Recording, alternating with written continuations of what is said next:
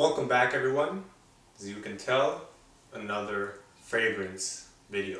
This video is another top 5 according to seasons, and as you can tell, I don't do specific fragrance reviews because I don't want to be a fragrance review channel. So I'm just going to give you top 5s, top 10s every now and then, maybe switching by season, switching by occasion. But specifically this video, since I mentioned occasion, is going to be a top 5 for the fall season because fall is right around the corner. I know, disappointing. And we're also going to talk about occasions.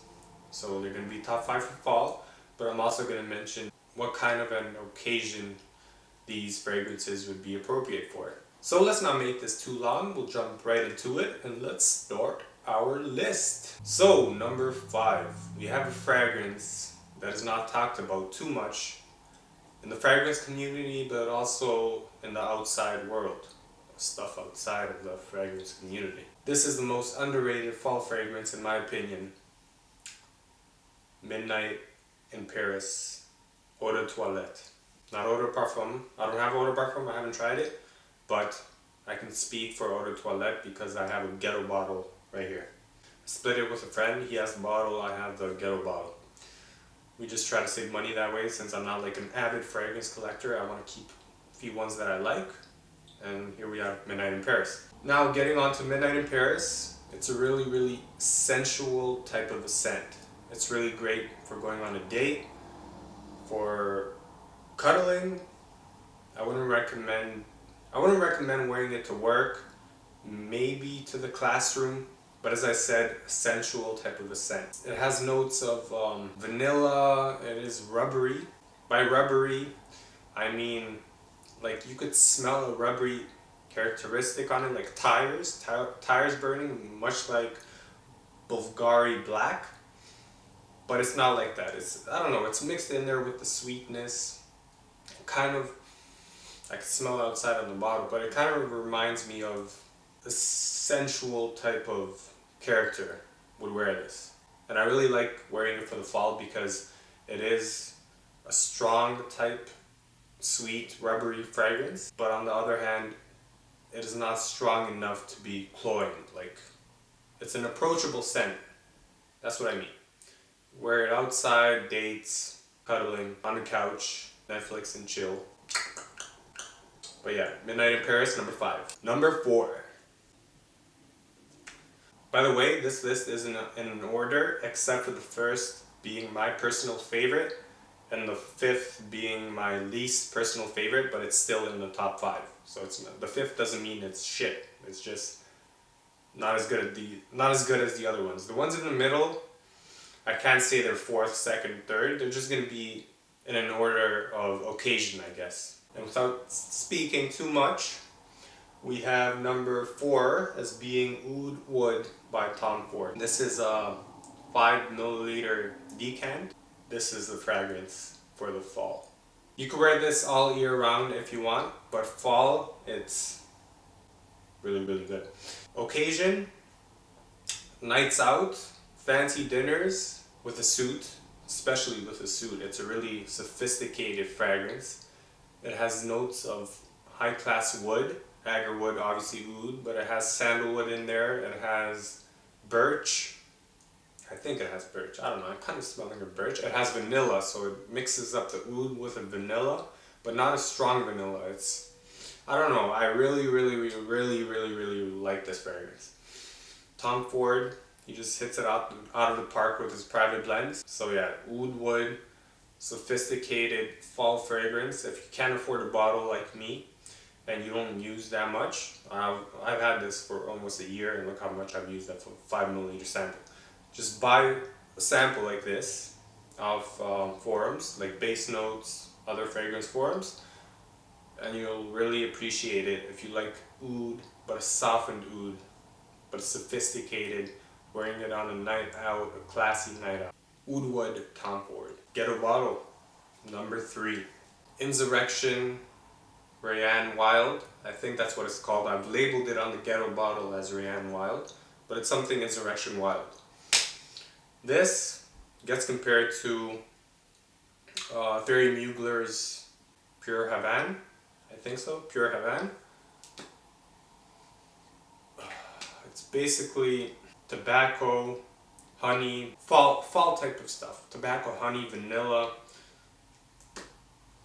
like a hint of patchouli, some greens mixed with browns. Basically woods, browns, tobacco, vanilla, honey, greens. This is another cuddling scent in my opinion. Perfect for the fall, perfect for a date, perfect for a night out. This is also really good for classes. It's way more versatile than Midnight in Paris. It's more approachable, like it's not as of I don't know, it's not that unique, in my opinion. It's not that unique.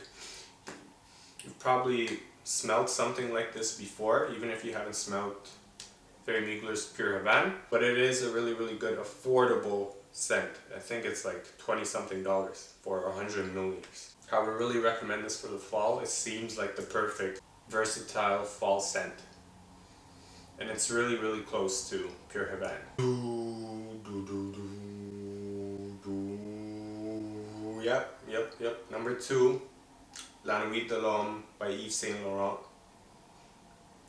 I don't know, you can't not put this on your top 5. This, in my opinion, the old formulation, by the way. Old formulation, 2013, I believe. You could check it by checking the serial number on the website. I forgot the website. I may try to find it and put it in the description box down below. But yeah, the new formulation sucks in longevity, sillage, basically everything. They basically probably added water to it or something. But this is the old one. See how little I've used? I'm trying to cherish it because it's really, really good. It's a perfect fall and winter scent. But since we're talking about fall, you could use it in the fall. It's really good. Barbary type compliment getter scent. It smells like a niche fragrance in my opinion, but not with the niche price. 100 milliliters, 70 Canadian dollars. You can probably find it cheaper online. There's not much to say about it. Go on YouTube, there's probably thousands of reviews on it. So yeah, if you can't find the old formulation, do not get it. It deserves number 2 because I don't like it as much as number 1. But if I didn't have the one that was in number 1 right now, this would be number 1. So yeah, great compliment getter, versatile, work, casual, dates, anything.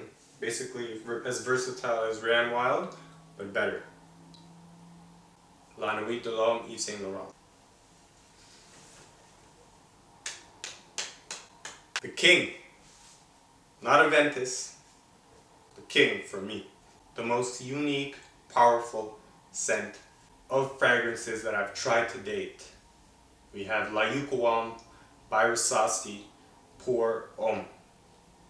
This gets compared to Tuscan Leather, and it should be, but I like it more than Tuscan Leather. I have Tuscan Leather, I've tried Tuscan Leather. Why do I like it more? First, it's cheaper, 1/3 of the price. It's sweeter, so it's more approachable. It's not as smoky. It has the exact same leather note that gets compared to cocaine. Wouldn't speak on that. Can't say anything bad about it other than you may not get as many compliments as the ones that I mentioned here before because it is a unique scent, but I like this for myself. I haven't worn it that much to garner compliments, but it's my favorite scent. It's my opinion. My favorite scent of all time based on the uniqueness, the amazing smell.